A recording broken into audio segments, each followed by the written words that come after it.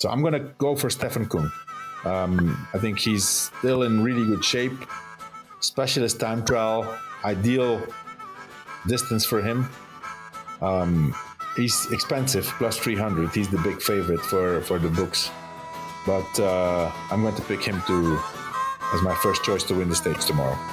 Hi, I'm Spencer Martin, along with Johan Bruyneel, and this is Outcomes. Outcomes is not an online gambling operator or a gambling site of any kind. We are simply here to provide information about sports betting for entertainment purposes only. It is a responsibility of all visitors to this podcast to check current local laws in their area or country before doing any gambling online. It is your responsibility to know and follow your local laws in place. Although we try best to provide accurate information on Outcomes, we cannot be held responsible for any inaccurate or incorrect information which is mentioned on this show. If you place any bets based on the conversations on Outcomes, you confirm or understand that it is possible to lose some or all monies used when betting on sports or doing any gambling. You cannot hold Outcomes responsible for any such losses. Our podcast is here to provide entertainment and should be viewed as that and nothing more. Thanks for tuning in. Everybody, welcome back to Outcomes. We are predicting stage 21 of the Vuelta a España. It's a 23-kilometer time trial, I believe, in Madrid. Before we do that, Johan, and we get your take on who's going to win and how it's going to play out. I don't think it's going to be a breakaway, but who's going to win? I have a few questions for you on stage 20. I got the pick right, which I can't believe. Eddie Dunbar wins from Jaco Alula. I thought it would be from a breakaway. It was from the GC group, which I did not expect, if I'm being completely honest. We hit plus 1,700. That's always good. That's nice. It's impressive for Eddie Dunbar. Can you imagine being Jaco Alula? You come here with a rider who's crashed like 8 times in the last year, just trying to get his feet under him. He wins 2 stages. Like that's impressive. But it pays off. But we've been on such a cold streak. We've just are barely getting ourselves back to even. Hopefully today's picks turn out okay, and then maybe we can turn a small profit for this Vuelta. But we got crushed by this weird breakaway. It just seemed like every pick that we didn't make won, and we picked Barada one stage, he wins the other. It was maybe one of the worst stretches of breakaways I've had since we've been doing this. But the big story is Primož Roglič finishes 10 seconds behind Dunbar in third. That's only 3 seconds behind Enric Mas in second. Mas picked up some time bonuses. Actually, he was kind of aggressively picking up time bonuses. You could tell he really wanted that second place. But Primož Roglič pretty much seals the overall win because now he's 2 minutes, 2 seconds over Ben O'Connor in second, 2:11 versus Enric Mas in third. They're not going to take that from him in the final time trial unless he crashes and cannot ride his bike. Even if he crashed and got up and then flatted, he probably still would not only hold that lead, but maybe even beat them in the stage. But Ben O'Connor finishes 6th on the stage, 14 seconds behind Dunbar, holds on to second place. It looks like, holds on to it for today. I assume he'll hold on to that tomorrow in the time trial. That's really big for him personally, but also for his Decathlon AG2R team. That's their first Grand Tour podium since 2017. So they have to be excited about that. But Johan, did this play out kind of how you thought? I know a lot of people thought it would be an exciting raid stage, but it was so hard and the climbs weren't that steep until the final climb. This seemed like how it had to play out. Yeah, initially I thought, Spencer, that the breakaway was gone, with Marc Soler and Jay Vine and Pablo Castrillo again. It looked like, at some point I think they had 4 minutes, I guess. Then for some reason, was it first Ineos that started to make? Yeah, Ineos was first. Yeah. So, I think the big takeaway, a part of course, the stage winner is that Roglič had a few teammates that didn't make it to the finish. First of all, I think, who was it? Gampler and Dico Dens got dropped. And then, surprisingly, first Vlasov got dropped. Then it calmed down a little bit. And then we saw that Vlasov was actually the first guy to ride. So there you could see that there's something that's not right. Vlasov felt terrible. That's why he started to make tempo and pull before anybody else.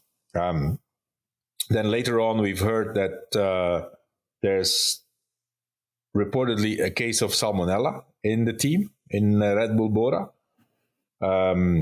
So was that the reason why these other teams started to pull? In the case of Ineos, I really cannot, with the best will in the world, I cannot understand why they started to do what they were doing.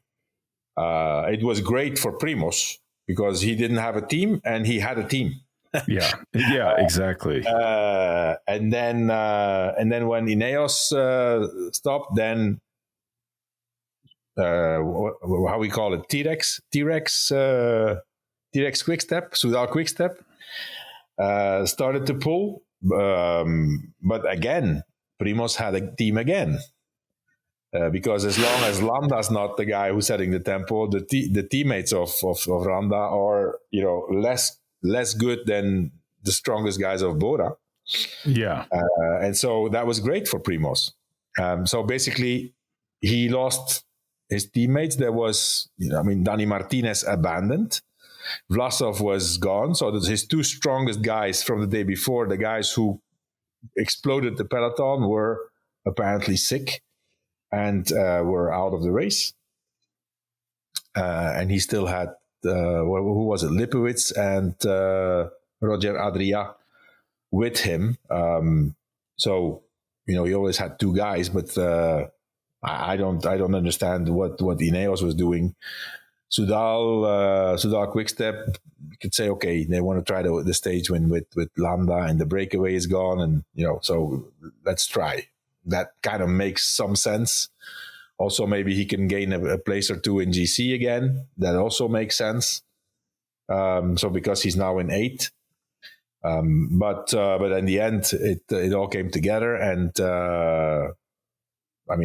chapeau for what's his name? Eddie Dunbar. that was a really nice attack.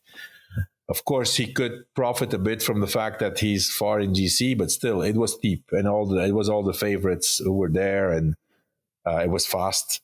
From the moment that they hit the steep slopes, we could see Primož controlling, riding like a real leader of a Grand Tour. Just keeping control of the situation, keeping a little bit reserve, but he knew that as soon as he went to the front and he put his tempo, that there would never be an attack that would take a lot of time out of him. So I think that was really smart. And at the end, he lost a little bit of time with Enric Mas, 3 seconds, but we don't know if that's because of the legs or because, mentally he checks out a bit in the last 200-300 meters. That's also a possibility. But yeah, 2 stage wins for Dunbar. That's amazing. If you hear him talk, I heard his interview afterwards. I don't know if you did. I did. A really, really nice guy who was very, very, feet on the ground and really acknowledges that he's having great form and that he comes back from a lot of injuries, and it was nice to see. I was happy to see him win. If he keeps this up, he might get a contract offer from Equipo Pharma. Like he's good enough. He could ride for them. They had a rider in the lead group, by the way, Urku Barada. That is nuts. But it did strike me that so Red Bull's losing all these riders. That's not good. Vlasov dropped. Gamper gets in the car. Martinez gets in the car. Nico Denz finishes outside of the time limit.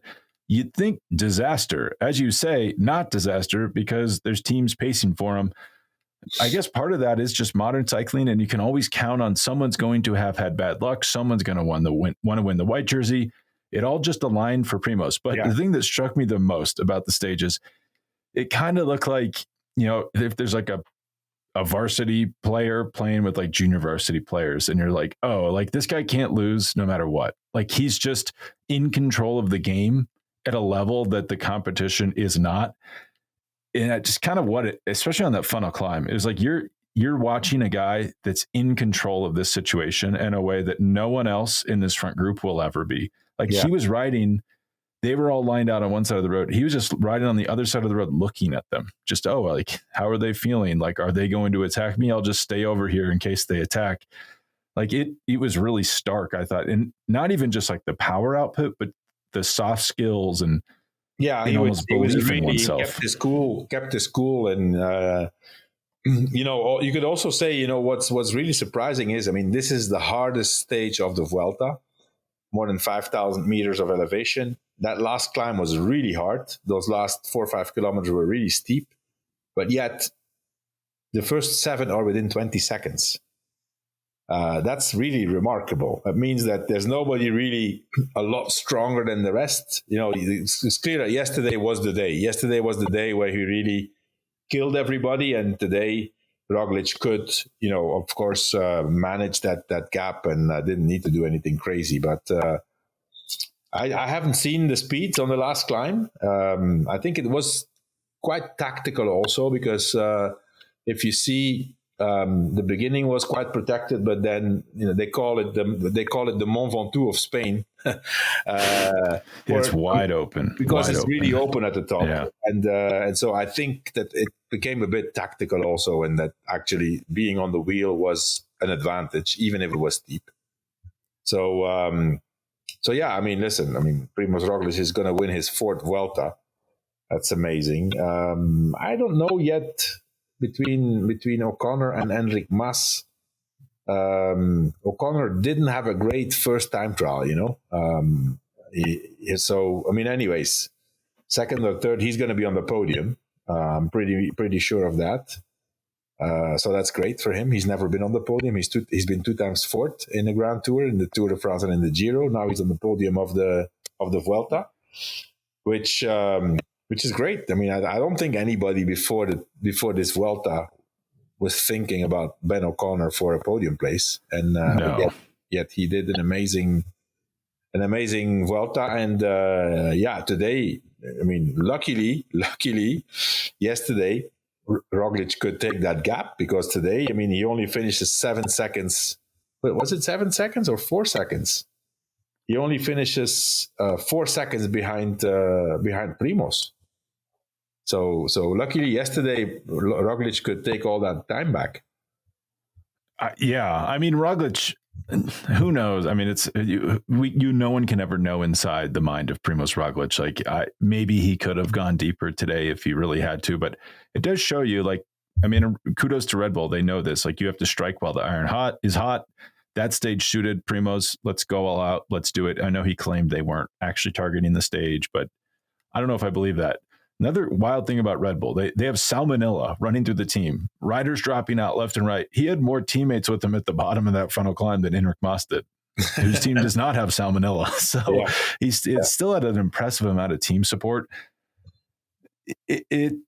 Also, I think we have to rewire our minds a bit, because people were looking at this final week. They were looking at this stage in particular. It's going to be massive gaps. I don't know if that's going to happen when you don't have the Tadej Pogačars and Jonas Vingegaards and Remco Evenepoels here, because everyone's pretty much everyone's getting the maximum amount out of their body, and it's about the same. Their watts per kilos are probably all about the same. Roglič can really rev up the engine when it's an easier day, easy in quotations, and it's a 20-minute slope like we saw yesterday. But hard day, they're all about the same. You saw Richard Carapaz, EF tried to line up that attack for him mid-stage. He smartly didn't go with his teammate. Well, his explanation was, I heard him in Spanish afterwards. He said that it was basically only to take the downhill in the front. I don't know if that's true or not, but where are you going? It's okay, you attacked, you're in front. You would have to be so strong to then pull out time. It was basically because out of precaution to be in the front for the downhill. That was he meant. So that actually makes more sense than I'm going to stick this from 80K out. But on a day like today, okay, even if you want to attack mid-stage, you might as well just wait for the final climb, because if you're that much stronger, you're going to take a ton of time on the final climb like Tadej Pogačar does. There's no cheat, there's no cheat or there's no lever where you can put in X amount of work and get 4X time return. The stages are so hard that you just have to kind of ride at tempo, the max tempo you can until you get to the final climb, and then the gaps are going to be small. TTs are going to be important. I think this is probably the future of Grand Tour racing when the top guys aren't there. It's punch and dump cycling. You're going to have to take some time and time bonuses, take time in TV and TT, and the climbs are almost a scratch. You're not getting a ton out of them, at least the hardest days. Yeah, that's true. So Oh, and also, Johan, I want to ask you about KOM. I'm still not totally sure what happened there. So we have Marc Soler and Jay Vine in the break, like we thought. It looked like Marc Soler. So Jay Vine takes the first 2 KOM sprints. It looked First initially, 3. Initially, it looked like there was an agreement between Soler and Vine that Vine would get the KOM. And I still think that's the case. But then, unpredictable as he is, Soler attacks from far away, gets 2 times the KOM, I guess. Yeah, gets the big one, the 10-pointer. Yeah. And then hits another one after that, a 5-pointer. Yeah. And so finally, Vine had to sprint for his dear life because the group of favorites was about to catch him. No, they caught them already. There was one guy in front, was Sivakov, and then Vine had to finish 4th or 5th. And so he finished 4th and finally gets it with 2 points, I guess, on Marc Soler. But I do think there was an agreement between Vine and Soler that Vine would have a chance to get the KOM. I mean, that's probably great for him, Also got messed up too, because the first climbs they thought they were going for the stage, and then halfway through they probably realized we're not going to get this because they're pacing behind. And then it's like, might as well just race it out, right? Because what's the worst that's going to happen? You're all going to get caught anyway. But let's go to stage 21 in Madrid. You're going to be there, I believe. I'm going tomorrow. Yeah, I'm taking my son to the start. I want him to see, a little bit the starting area and the riders warming up. And so yeah, we're going to be there. 24.6 kilometer, mostly flat, some ups, some downs. It's not overly hard. It's rolling. Slightly technical just because it's in a city, so you're moving around. You're not just going in a straight line. But I'll list off the favorites on Unibet, and I'll call it better prices when I see them on the US books. Everybody, this episode is brought to you by Factor Meals. Meet your wellness goals just in time for the toughest time of the year to stay in shape, thanks to the menu of chef-crafted meals with options like Calorie Smart, Protein Plus, and Keto. Factor's fresh, never frozen meals are dietitian approved and ready to eat in just 2 minutes. So no matter how busy you are, you'll always have time to enjoy nutritious, great tasting meals. I got to say, these have helped me get through the Vuelta with the daily podcasts and my daily newsletter. I don't have a lot of time to cook, so Factor has kept me fueled while keeping me off unhealthy food like junk food, which I might do if left to my own devices. With 35 different meals and more than 60 add-ons to choose from every week, you'll always have new flavors to explore. And the biggest thing for me is it really keeps kitchen time to a minimum. Factor meals are ready in 2 minutes, no shopping, prepping, cooking, or cleaning up. You can enjoy effortless support for your lifestyle. Choose from 6 menu preferences to help you manage calories, maximize protein intake, and avoid meat, or simply eat well balanced. All you have to do is get on the website. You just fill out a few different questions, and they send you these perfectly convenient and healthy, not frozen, refrigerated meals. So head to factormeals.com/themove50 and use code themove50 to get 50% off your first box plus 20% off your next month. That's code themove50, that's 50, at factormeals.com/themove50 to get 50% off your first box plus 20% off your next month while your subscription is active. That's code THEMOVE50, 50, typed out at factormeals.com/themove50. All right, let's get back to the show. Stefan Kung's the favorite at plus 300, Brandon McNulty plus 350, Primož Roglič plus 450, Matthias Vajcek plus 650, Eduardo Affini plus 900, Matteo Cattaneo plus 1,000, Victor Campenaerts plus 1,400, Jay Vine plus 2,000, Casper Askren plus 2,200. Goes on and on. We'll call them out if we need to. This is not an easy stage to predict. I don't like predicting these final time trials, especially when they're flat. But Johan, who do you think is going to win? It's difficult. Logically, you would say Primož, but I think Primož spend a lot of energy in the last few days, and something tells me that there's certain people who have been preparing and really saving themselves. So I'm going to go for Stefan Kung. I think he's still in really good shape. Specialist time trial, ideal distance for him. He's expensive, plus 300. He's the big favorite for the books. But I'm going to pick him as my first choice to win the stage tomorrow.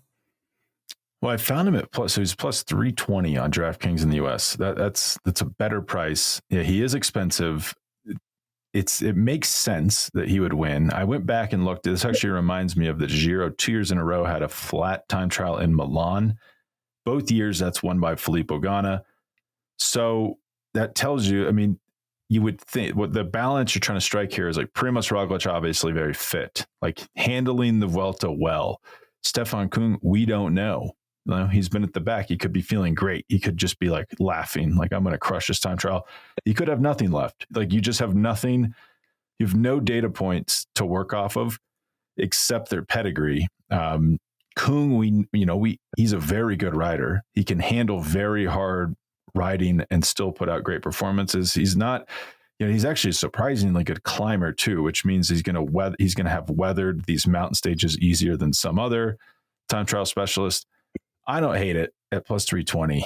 I'm going to go with just Primož Roglič. I mean, I have my personal theory that when you have a time trialist, like a time trial-esque TT or GC rider, they go into the final time trial, they usually do very well. Like your own rider, Johan, Alberto Contador, the Annecy time trial beats Fabian Cancellara.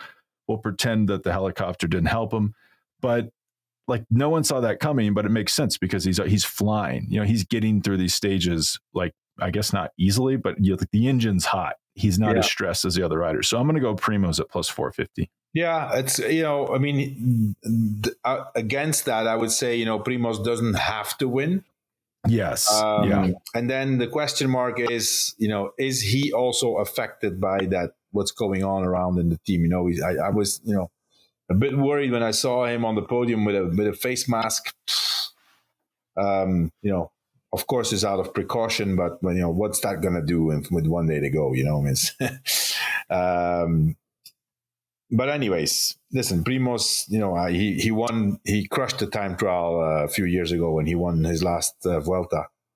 I think he even caught Enric Mas. He caught Enric Mas, who started 2 minutes in front of him. I think he broke Enric Mas that day. But that was a different time. It was hard. It was uphill, and I think he's logically the other favorite to win the stage tomorrow.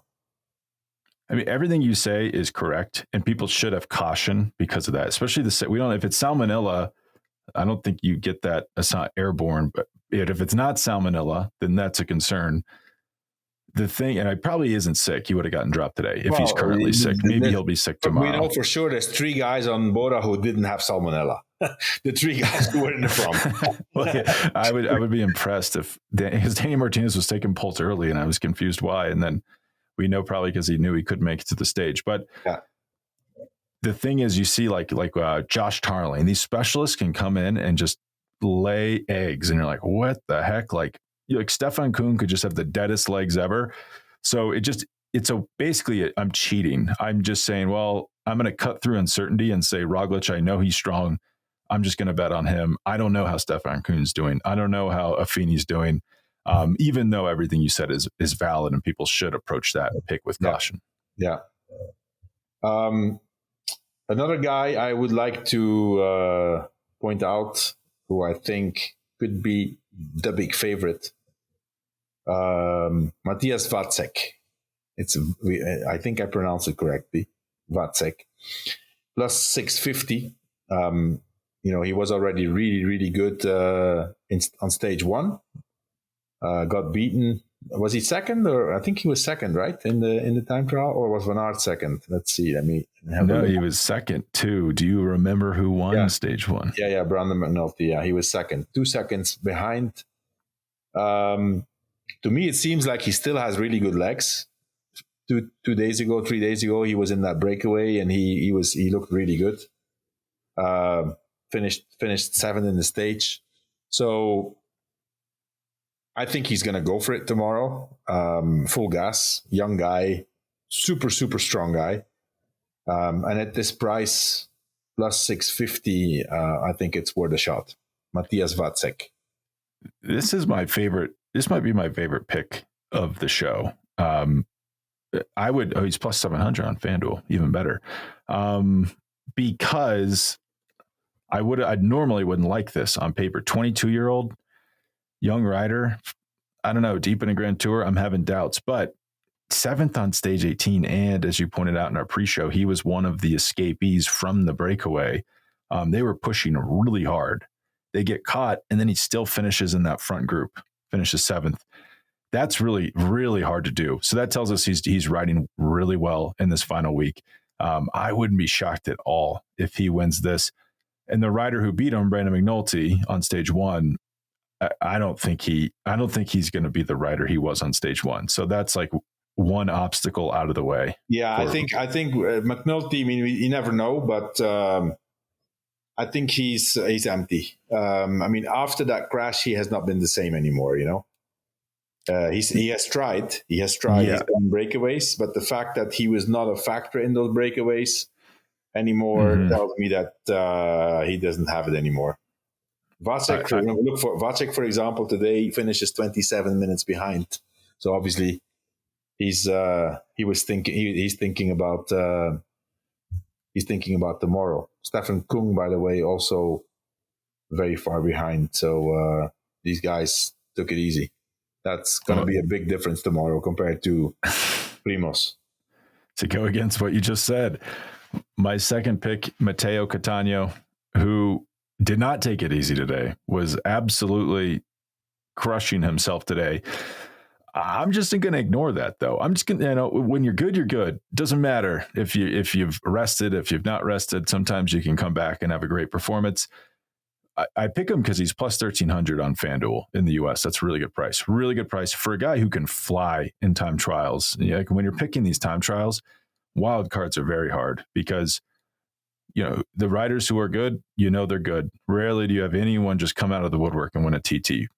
He could do it, and he's on a fast bike. He's on a Specialized, which is really good. And just, there's the accoutrement as well outside of the frame. And like Soudal Quickstep, they have Remco Evenepoel on the team. So they're investing a lot in getting a very slippery setup. So I like him as my wild card at plus 1,300. Again, today he put in a lot of work, but it's 25K we're talking about here. Can he crush it for 25K? I think he can. Yeah. Yeah, he's in amazing shape. He finishes this Vuelta in really good condition. It would be amazing for him, to be able to win the time trial, to make up for the other stage where he probably would have won, because I think he was the strongest of that breakaway when they called him back. And he's done it in the past. He's done some amazing performances in time trials already. So that's a good choice.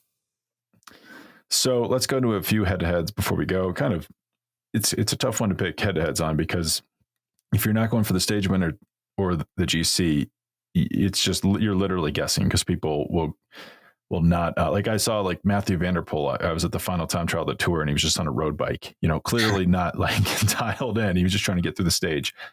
This is on FanDuel. Brandon McNulty minus 116. Stefan Kung minus 116. Okay, cool. I assume you like Kung. I like this too. It's not a great price because they're both negative, but maybe I'm being un-American, but McNulty's looked really, really fatigued to me. Yeah. Andy, you went off a mountain. That tends not to help. Primož Roglič minus 168. Matteo Cattaneo plus 124. This is my Primož. You go Primož? Yeah. Yeah, I mean, he has to go fast. He can't just soft pedal through this. Matthias Vácek minus 180 versus Eduardo Affini plus 132. It's an interesting one. Yeah, Vácek. I like that too. Victor Campenaerts minus 430 versus Thibaut Gernolac. Do you know this person? I'm looking him up right now. He's on Arkea B&B Hotels. He's finished inside the top 100 1, 2, 3, 4, 5 times. in this whole Vuelta. He finished 77th on stage 1. Okay, Campeonato. This almost feels like, is there a fix in? Like, what's going on here? Why would this? Campeonato. Yeah, I would go Campeonato too. Casper Askren, minus 180 versus Nelson Oliveira, plus 132.